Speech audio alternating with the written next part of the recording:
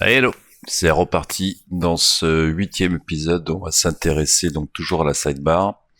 Alors pour rappel, donc on a été resté là, on avait intégré les catégories. D'ailleurs, il y a une petite erreur que je me suis aperçu en regardant la vidéo précédente qu'on va rectifier. Et je reprends donc le thème HTML qu'on avait téléchargé. Si je vais sur la partie blog, je vais l'ouvrir. Donc l'idée maintenant, ça va être d'afficher, aujourd'hui on va faire ça, afficher une liste des derniers articles dans la sidebar avec le petit visuel qui va bien, donc qui va aller récupérer nos images qu'on avait créées dans nos articles au niveau de notre blog. Voilà, ça c'est le résultat attendu. Et actuellement, donc pour l'instant, on a ça.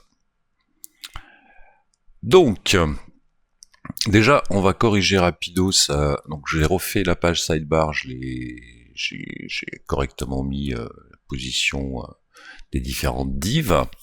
Et ce qu'on avait créé, c'était ça, pour rappel, le WP list catégorie. Et là, une petite erreur, c'est que j'ai oublié de mettre la balise UL qui précède en fait la fonction, puisque la fonction génère du lit, mais sans la balise UL. Alors, on peut vérifier pour en être sûr, mais il me semble que c'est bien le cas. Donc voilà, on a les lits, mais effectivement, il manque la balise UL. Petite erreur, donc que je vais rectifier. Hop, on va l'enregistrer. On va voir si ça modifie quelque chose au niveau du template. Voilà, bah du coup, ça prend effectivement plus le template original. Voilà, qui est classé comme ça, et non pas en rouge comme c'était précédemment.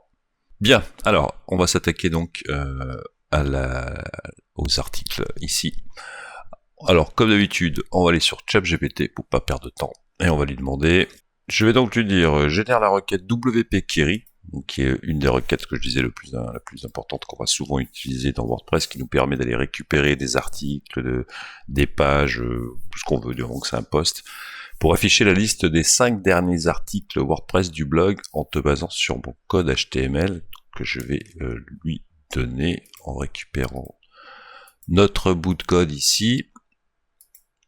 Donc les articles, là, ce qu'il faut juste repérer, c'est les divs. J'ai un petit décalage dans les divs, mais bon. Alors ça, c'est la div principale des articles. Pour chaque article, on a un div post item.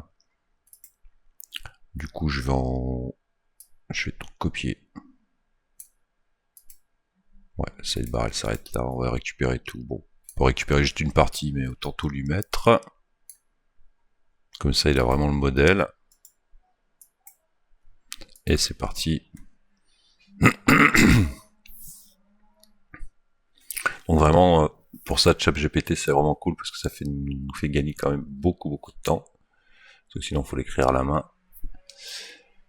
Et on en perd, et je vais vous parler quand même de cette requête. On va pas juste faire un copier-coller sans comprendre. On va essayer de comprendre quand même comment ça fonctionne. Donc pour remplacer cette partie, alors attendez, je vérifie s'il m'a mis div class post item. Ok. Donc il a pris uniquement la partie qui va être dupliquée à chaque fois.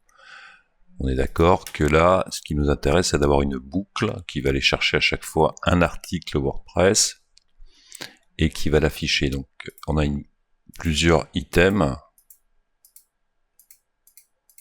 Ah, alors je sais pas pourquoi il veut pas me le sélectionner. Il doit manquer une div, on dirait. Ouais, il manque une div ici. Il y a le code, comme quoi même le template HTML, il peut avoir des soucis, donc à voir. En tout cas, il manquait un bout de code. On va virer les autres. Tac, voilà, c'est mieux. J'en garde qu'un et on va le mettre. On va mettre le code WordPress dessus. Je vais déjà quand même vérifier ce que ça donne avant d'aller arranger le code et de vous expliquer. On va tester pour voir. Ok, nickel. Alors par contre, ça m'a pas, j'ai pas l'impression que ça m'a récupéré. Ah si, c'est le titre. J'avais mis des titres un petit peu longs, effectivement. Eh ben, écoutez, ça me semble déjà pas mal. Alors pourquoi ça récupère l'image, hein? Pour rappel, c'est que dans nos articles, on avait, si vous vous souvenez, ou si vous avez bien regardé les épisodes précédents, on avait ajouté des images mises en avant ici. Donc, ce qui nous permet d'afficher directement notre petites images. Alors, on va aller checker un peu le code. Donc, je vais le mettre au propre. Donc, c'est à partir d'ici. Hop. J'ai vraiment un décalage, ça m'embête un peu, mais c'est pas grave. Alors, hop, la requête, donc SQL. Donc c'est la fameuse requête WP Query. Alors il y a plusieurs façons de l'appeler, donc là il l'a appelé un petit peu directement, mais il y a une autre méthode que je vous montrerai après. Je vais juste mettre en place en forme le code. Et je vous dis tout. On va voir que c'est assez simple en fait. Donc WP Query, donc c'est la requête WordPress qui permet d'aller récupérer donc des informations en utilisant différents arguments ici. Par exemple ici, il m'indique qu'il veut récupérer, donc poste par page, ils vont récupérer 5 articles, et il va récupérer les articles qui sont uniquement publiés. Donc c'est des arguments, mais il y a d'autres. Là, on a une requête directe. Hein, c'est pas celle que je préfère. Alors, on va chercher. Là, il m'a sorti une autre requête un petit peu simplifiée, on va dire. Donc, ce que je vais faire, on va aller chercher la classe WP Query sur développeur ressources et on va regarder un petit peu. La requête qui est la requête qui est la plus adaptée, qui est squery, WP query et argument. En gros, c'est qu'on va mettre des arguments dans notre requête. Alors, on va aller voir des exemples un petit peu plus bas. Alors, quand on regarde comme ça a l'air un peu complexe, hein, mais en fait, il n'en est rien. Voilà, c'est ça que je cherchais.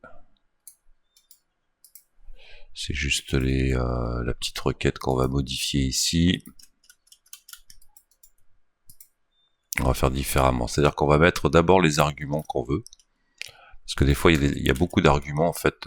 Il y a plusieurs types d'arguments, et puis la liste est assez longue. Donc, plutôt que d'utiliser ce type de requête, on va plutôt utiliser celle-ci. Donc le query se trouve après, et il récupère les arguments. En fait, c'est la même chose que l'arrêt qui se trouve ici. En fait, ça, c'est les arguments. Donc le sarg égale les arguments qu'on place au-dessus. Donc simplement, ce que je vais faire, c'est que je vais prendre plutôt ça. Hop, je vais le mettre à la place de ce qu'on a vu ici. Alors j'espère que c'est clair, parce que je ne veux pas vous embrouiller non plus. The query, voilà, tout simplement. Donc ensuite, ici, vérifie, est-ce qu'on a bien une publication, if query have a post. Donc si oui, alors il m'a fait un écho, bon, pourquoi pas. Moi, j'aurais pas fait comme ça, mais ouais, j'aurais pas fait comme ça. Donc je vais faire comme je fais d'habitude. C'est-à-dire, je préfère moi mettre vraiment séparer le code HTML du PHP. Donc ce qu'on va faire, hop, on va fermer ici une balise PHP et on va mettre notre div, plutôt que de la mettre en écho, on va la mettre ici. Ensuite, on va faire donc notre boucle wheel. C'est là qui fait la boucle avec les 5 postes, hein, parce qu'on lui a dit qu'on en voulait 5. Wheel of the post, div nana. Ici, il nous récupère avec la fonction WordPress has post on made, donc il récupère l'image qu'on a mis dans l'administration. Pour rappel, encore une fois, dans un article quelconque, l'image mise en avant, celle-ci. Donc c'est cette fonction qui permet de récupérer cette image. Donc là, il vérifie est-ce qu'il y a bien une image. Si il y a une image, il va afficher donc le code de l'image. Le post, ça c'est la fonction qui récupère l'URL en fait, et la taille de l'image, puisqu'en fait WordPress génère différentes tailles d'images. Donc là, la taille qui est indiquée, c'est Tonmei. Alors la taille qui est indiquée, je sais plus si j'en ai parlé précédemment. Si on va dans réglages médias, on a ici miniature. Donc Tonmei, pour lui, par défaut, ça va être la hauteur, largeur qu'on va lui indiquer ici. Alors on a des possibilités de créer d'autres types de tailles, mais ça on verra peut-être plus tard. En tout cas par défaut, voilà, c'est Tonmei. Bien, ensuite on a The Title Attribute, donc bah, il met la balise Alt, hein, c'est aussi une fonction qui récupère le titre de notre image qu'on a intégré. Ensuite on a la fonction The Permalink, donc là il récupère le lien de l'article, le titre de l'article et la date, get the date, avec le format qu'on indiqué ici. Donc là, alors là par contre le format janvier 1 2020, ouais on aurait pu mettre éventuellement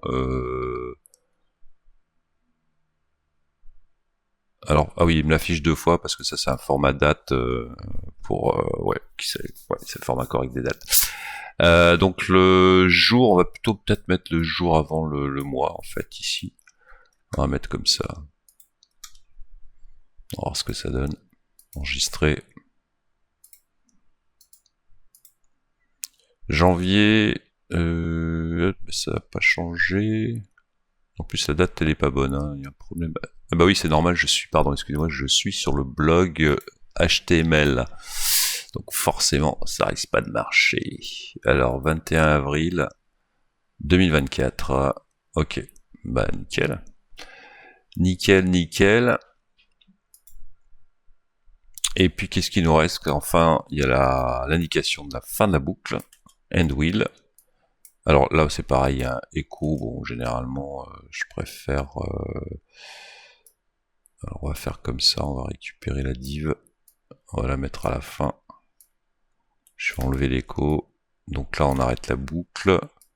On reset le post data, donc ça permet de faire d'autres boucles après, donc ça c'est une fonction que je vous invite à aller voir en tapant sur Google.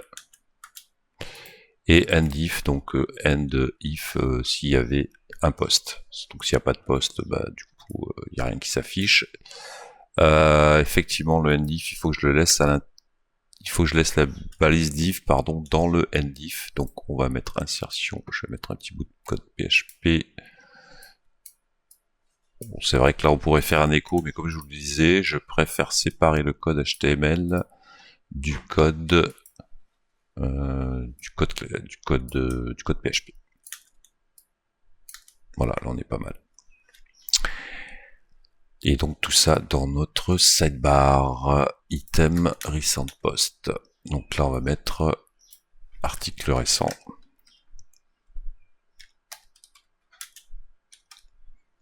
Article, hop.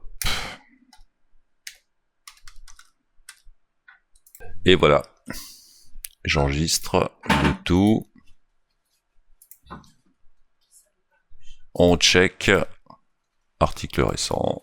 Catégorie. Eh ben c'est nickel. Ah tiens, il y a nos tags. Ils sont partis en sucette là dessous. Alors qu'est-ce qui s'est passé? J'ai dû enlever une balise qu'il fallait pas apparemment. Alors on va essayer de remettre ça d'aplomb. Ah bah oui, effectivement, la sidebar elle est dessous, je sais pas pourquoi. Ça doit être cette balise qui est en trop.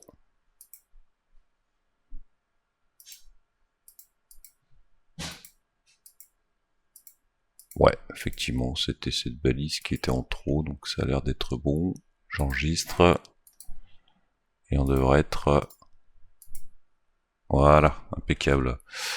Il nous reste plus que les tags. On peut peut-être faire exactement la même chose hein, pour afficher les tags. Donc je vais récupérer notre balise tag qui commence ouais ici. On va aller dans le chat GPT. On va aller dire la même chose. Alors je souhaite afficher la liste des tags WordPress comme ceci. Deux points, hop, on va coller le code. Donc il nous indique qu'on peut utiliser la fonction WordPress getTag et getTagLink pour avoir le lien. Il nous donne donc un exemple qu'on va pouvoir tester. Alors je vais quand même vérifier avant parce que je suis pas sûr qu'on ait créé des tags. On va les voir dans les articles.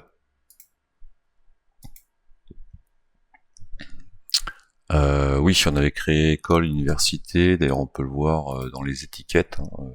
On en avait créé deux. Bon, voilà. On a créé deux. Donc, on va les remplacer notre bout de code par le code que nous a donné ChatGPT. Hop.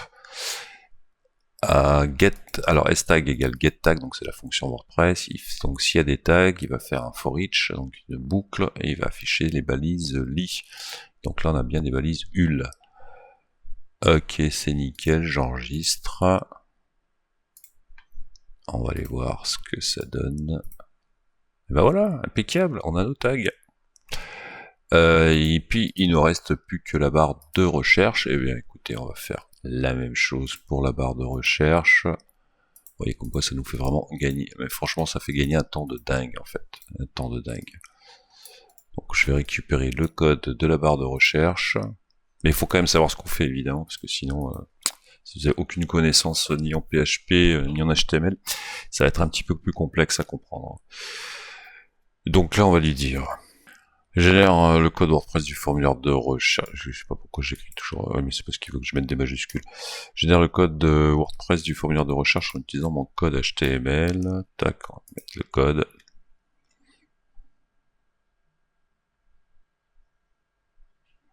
Alors, ouais, c'est bon. Hop, copier le code. Donc, les petites explications qui vont bien. On va voir ça après. Donc, c'est ici sidebar search. On va le coller. Mettre ça un petit peu plus en forme. Donc là, on est passé complètement d'un code statique en HTML classique à du code dynamique en utilisant la plupart des fonctionnalités natives de WordPress. Bien entendu, ça ne nous exempte pas de pouvoir créer des fonctionnalités personnalisées si en besoin. Pour l'instant, c'est pas le cas. Nativement, il nous donne satisfaction, c'est plutôt cool. Je vérifie, il manque pas une div encore là. J'ai des problèmes de div là, non, c'est bon. On enregistre le fichier. Tac tac. Et on va checker le résultat. Ouais, sauf que c'est en anglais. Bon, on va mettre, on mettra ça après en français. Alors si je tape, je sais pas, capitaine, tiens, hop. Donc il nous renvoie, effectivement, l'URL nous renvoie sur un point d'interrogation s égale capitaine. Donc là, pour l'instant, on n'a pas créé la page qui permet de recevoir la page de recherche. Donc on peut le créer tout de suite. Dans notre thème de ouf, on va créer un nouveau fichier qui s'appelle search.php.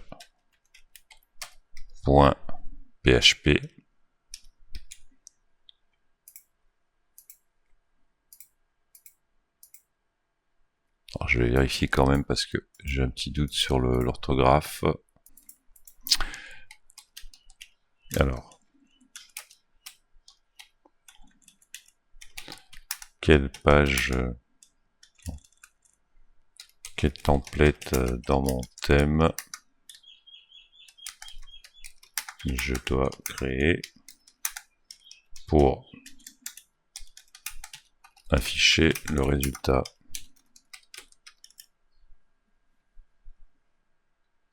cherche.php. Hop, on va les coller dedans, donc tout le template, hein, on va voir ce que ça donne. Ah oui, il nous met carrément une sidebar et tout. MD8, MD4, ouais, ça me semble pas mal tout ça. Alors je l'enregistre, mais on va voir. Donc là maintenant, si on actualise, effectivement, bon, il y a pas de, il a rien trouvé, mais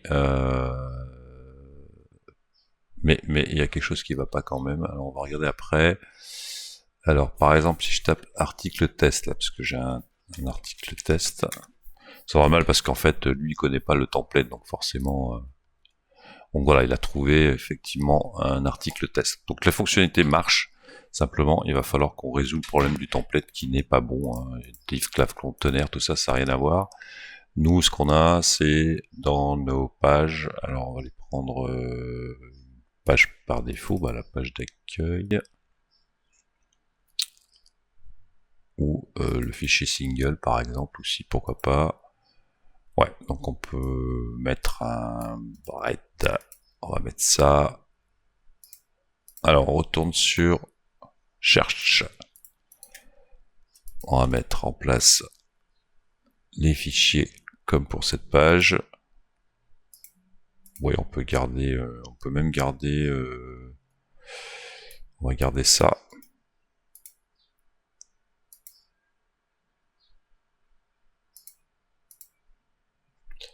On va garder ça, hop, et on va garder donc LG8, LG4, on en mettra après. On va fermer les balises euros.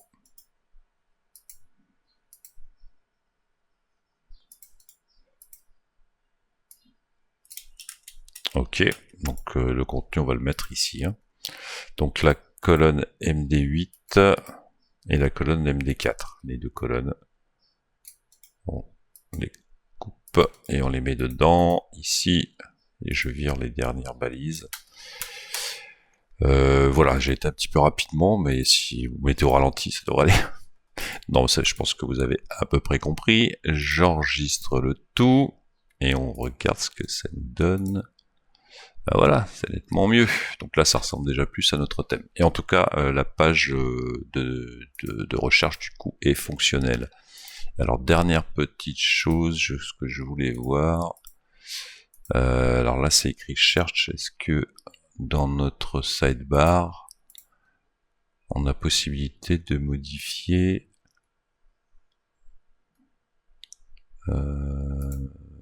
ah oui, c'est là. Donc là, on peut marquer quoi, mettre mot-clé. Ouais, mot-clé. Allez.